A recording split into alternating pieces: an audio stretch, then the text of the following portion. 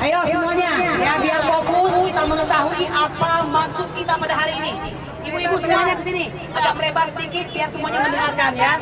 Kita sekaligus memberikan edukasi kepada pejalan kaki, pemotor dan orang-orang yang sedang berkendara. Sudah siap semuanya? Baik. Assalamualaikum warahmatullahi wabarakatuh. Sekali lagi, ini tidak untuk kita saja, untuk Bapak Polisi juga ya, terutama Pak Polisi ini malahan. Assalamualaikum warahmatullahi wabarakatuh. Siap-siap. Merdeka! Merdeka! Merdeka! Saya bertanya, sudah merdekakah kita? Kita belum merdeka. Bapak Ibu sekalian, tanggal 17 Agustus nanti kita akan merayakan ulang tahun kemerdekaan Republik Indonesia di bawah kepemimpinan Joko Widodo untuk masa paling terakhir. Betul? Betul Pak? Bapak kayaknya mau teman saya nih ya.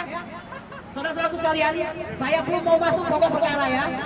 Saudara-saudara sekalian, kita umat Muslim Indonesia, bangsa Indonesia adalah pendukung perjuangan Palestina. Betul?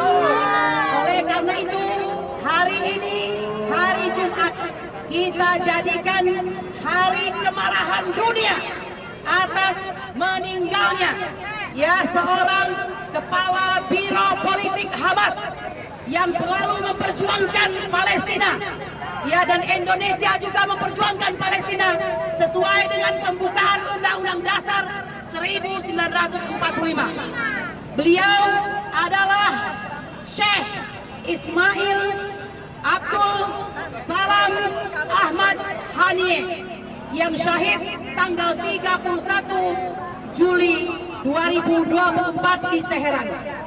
Saudara-saudaraku sekalian, mari sama-sama kita membacakan Al-Fatihah. Bismillahirrahmanirrahim. Bismillahirrahmanirrahim. Alhamdulillahirabbil alamin arrahmanirrahim. Maliki yaumiddin. Iyyaka na'budu wa iyyaka nasta'in. Ihdinas siratal mustaqim. Siratal ladzina an'amta 'alaihim ghairil maghdubi 'alaihim waladdallin. Amin. Insyaallah Allah menerima beliau sebagai syuhada. Saya juga ingin mengatakan kesempatan ini ya, kapan lagi? Ya, momentum ini akan kita ambil untuk memberi sentilan. Saya ingin menyentil masjid yang kita cintai, Masjid Istiqlal. Ya, mengapa perlu menyentil? Saya ingin mengatakan kita sedang berjuang agar Palestina merdeka sesuai dengan pembukaan Undang-Undang Dasar 1945.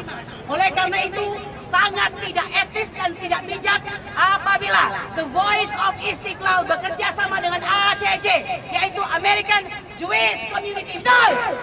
Ya, hentikan semua kerjasama yang sama sekali memberikan mudarat kepada perjuangan Palestina. Ya, saya ingin mengatakan tolong perhatikan ini. Ya, baru di pemerintahan Joko Widodo ada hubungan kerjasama dengan Jewish-Jewishan kayak begitu. Tidak akan ada kerjasama sepanjang Palestina tidak merdeka. Betul? Merdeka! Saudara-saudaraku sekalian, baiklah kita akan masuk kepada pokok persoalan ya. Bahwa hari ini kita semua berkumpul dalam rangka 2 bulan lagi Joko Widodo, Presiden ke-7 Republik Indonesia dan juga ke-8 akan menyelesaikan masa baktinya sebagai Presiden Republik Indonesia. Tadi malam, tepatnya di istana, beliau mengundang banyak majelis taklim, tokoh agama dan segala macam yang tentu saja dekat dengan istana untuk menyatakan permohonan maaf kepada bangsa Indonesia. Kurang lebih dia mengatakan mohon maaf tidak bisa memuaskan setiap orang. Ya, soal permintaan maaf sudah kewajiban manusia saling memaafkan. Akan tetapi ini bukan soal maaf-maafan lebaran ya. Ini adalah 10 tahun pertanggungjawaban soal kepemimpinan. Saudara-saudaraku sekalian, Joko Widodo adalah politisi yang bukan konglomerat, yang bukan pemilik partai, dan bukan pula seorang aktivis. Ya, dia mendapatkan dukungan itu berdasarkan kemampuan dia menggait partai politik seperti Golkar, Nasdem, partai menengah dan partai bawah, ya, untuk mendapatkan pemilih Muslim. Lalu dia menggait Ma'ruf Amin untuk menjadi wakil presiden, sama guna mendapatkan suara pemilih Islam. Apakah itu sah? Boleh-boleh saja. Akan tetapi apa yang terjadi dalam pemerintahannya? Mari kita sama-sama mencatat. Saudara-saudaraku sekalian, sebenarnya yang bodoh itu siapa? Yang bodoh itu sebagian daripada bangsa ini yang nyata-nyata memilih orang yang sudah menyatakan bahwa di periode kedua ini dia tidak akan memperdulikan atau memfokuskan kepada hak asasi manusia dan pemeliharaan lingkungan. Itu dia sampaikan, ya. Kenapa? Karena dua faktor ini menghambat investasi dan pembangunan. Kurang ajar nggak nih? Ya. Nah, dia mengatakan bahwa dia akan lebih mementingkan infrastruktur dan investasi. Apa yang terjadi? Yang terjadi adalah pelemahan KPK. Ya, oleh karena itu, dengan dilemahkannya KPK, dia berkoordinasi dengan DPR, maka dibentuklah sebuah revisi Undang-Undang KPK yang isinya melemahkan KPK.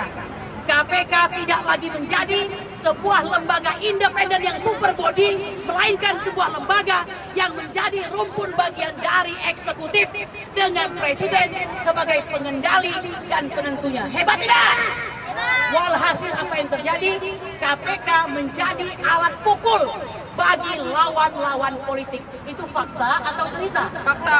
Fakta, ya. Sudah terbukti siapa saja ketum partai yang hari ini berada di posisi dia. Ya, semua memihak kepadanya. Mengapa? Karena kalau kata Bang Rocky Gerung itu, di dalam saku Jokowi ada dua. Satu sprindik, satu lagi kartu-kartu janji. Sprindik kita sudah tahu. Lu awas lu ya. Paham kan maksudnya? Ini alat pukul dan itu berbahaya, ya. Untuk pertama kalinya Indonesia tidak lagi menjadi negara demokratis walaupun diklaim pemimpin-pemimpinnya dipilih dengan cara demokratis. Betul.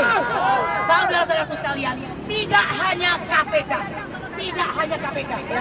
Akan tetapi jaksa dan polisi ikut-ikutan dimasukkan ke dalam perjuangan mereka tersebut. Semua menjadi alat pukul, ya. Betul. Nah, apalagi ada 75 undang-undang, peraturan-peraturan disinkronkan, dihilangkan, ya, maknanya kegunaannya jika itu merugikan investor. Dibentuklah Omnibus Law dan ini sangat merugikan pihak rakyat yang terdampak dan buruh serta lingkungan, tetapi sangat menguntungkan investor-investor asing. Jokowi memberikan karpet merah dan kemanjaan kepada semua oligarki. Betul. Saudara-saudaraku sekalian, apa yang terjadi? Yang terjadi negara kita bukan negara demokrasi, melainkan pembalikan demokrasi. Apa cirinya? 4 ciri negara yang berbalik demokrasinya. Pertama, sistem hukum yang tidak imparsial, yang sangat memihak. Yang kedua, kekuasaan eksekutif yang sangat berlebihan. Yang ketiga, birokrasi yang tidak netral. Dan keempat yang paling penting berkenaan dengan para YouTuber ini. Kalianlah pahlawan kami karena media massa tidak lagi independen. Betul? Mau bukti? Mau bukti? Apakah di sini ada TV One?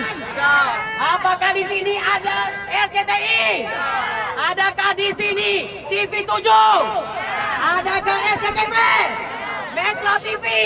Tidak ada. Mereka tidak akan pernah mau meliput kalian. Kenapa? Karena mereka sudah terkooptasi oleh pemerintahan Joko Widodo. Betul?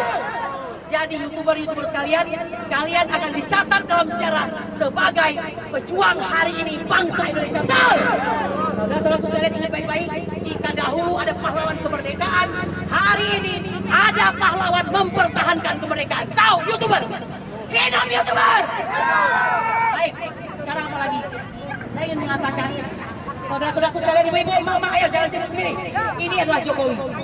Dia memakai jaket oranye, pertanda bahwa orang ini adalah orang yang didakwa, ya, orang yang ditersangkakan melakukan suatu tindakan kejahatan. Oke? Kalau sudah kayak begini, harusnya Jokowi paham, rakyat ini menawur Anda. Rakyat ini merasakan bahwa perjuangan Anda menjadi presiden itu hanya memerdekakan diri Anda sendiri. Saya mau bertanya kepada Anda, siapa yang pada hari ini dalam pemerintahan Jokowi paling merasa enak? Siapa? Siapa yang merasa enak di zaman Jokowi?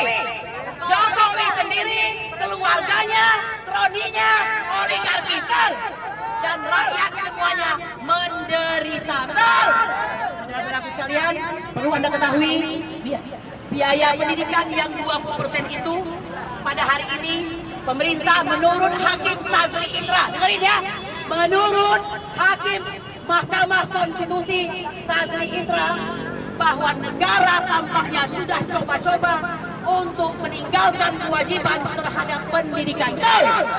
Biaya UKT sampai 50 juta per semester. Kurang ajar. Kurang ajar.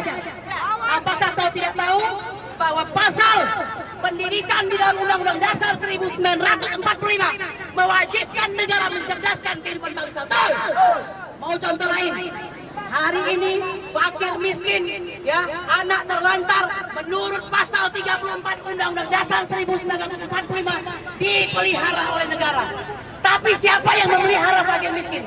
Trotoar, jalanan, pasar-pasar, terminal. Kau lihatlah di sana.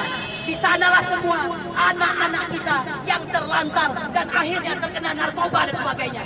Ya, ingat baik-baik. Lalu apa lagi?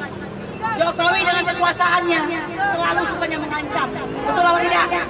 Masih ingat ada apa yang dia katakan? Dalam Pilpres kemarin dia mengancam para pemimpin daerah. Kiri, kanan, depan, belakang, atas, bawah. Saya tahu semua. Saya punya bin, katanya gitu. Itu adalah statement paling bodoh di dunia, ya. Paham Anda? Ya. Herannya dengerin ini. Dia mempunyai data tentang bin, kiri, kanan, atas, depan, belakang, ya, sehingga kepala daerah pada ketakutan. Tapi begitu Ketua BPN 2I, siapa, Benny Ramdhani, mengatakan bahwa yang merupakan otak daripada judi online bernama Mr. T, dia lalu kaget. Kok gampang banget kaget, ya? Kenapa yang itu kaget? Kenapa yang itu kaget? Berarti ini yang dimaksud dengan selected outrage.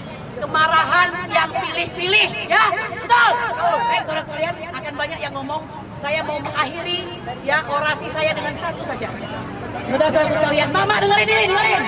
Suatu ketika, pada tahun 1966, yang tercinta, presiden kita yang paling cerdas, paling tampan, baik, walaupun ada kekurangan dan pasti banyak kekurangannya, Insinyur Soekarno, ayah dari Megawati, diwawancara oleh seorang wartawan dari Prancis. Tahun berapa tadi? Nyemak apa enggak nih? 1966. Apa kata daripada wartawan Prancis tersebut? La vie de moi. Ya, ini bahasa Prancis, saya nggak ngerti, ya. La vie de moi. Artinya apa? Pak Soekarno, bagaimana negara Indonesia di masa depan? Bung Karno sambil menerawang mengatakan demikian. La vie de moi. Negara saya yang akan datang dengan sangat optimis.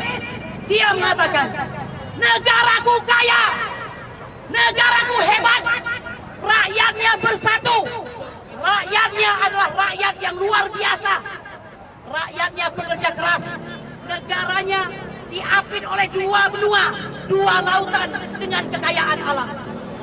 Ya, maka pasti negaraku akan brilian. La vie de moi brilian. Seandainya beliau hari ini masih hidup, apakah Soekarno akan berkata yang sama melihat seorang Joko Widodo yang begitu royal memberikan penghormatan kepada keluarganya berupa tokoh nasional, kepada anaknya, menantunya, istrinya dan sebagainya. Lalu telah berhasil meloloskan putranya untuk menjadi wakil presiden ke-14 Republik Indonesia. Saudara-saudaraku sekalian, kalian yang memegang keputusan, kalian yang mengetahui, kalianlah yang memutuskan. Hari ini ada Mbak Ida, Mbak Menu, Mbak Esa, Mbak Tita, Mbak Desi, semuanya mama. Kalian adalah pahlawan untuk Indonesia. Jangan berhenti sampai 2 bulan lagi Jokowi menyelesaikan, dan jangan biarkan dia melenggang bebas. Harus diadilkan. Demikian saja. Pasangan Al-Musalin. Walhamdulillahirabbil alamin.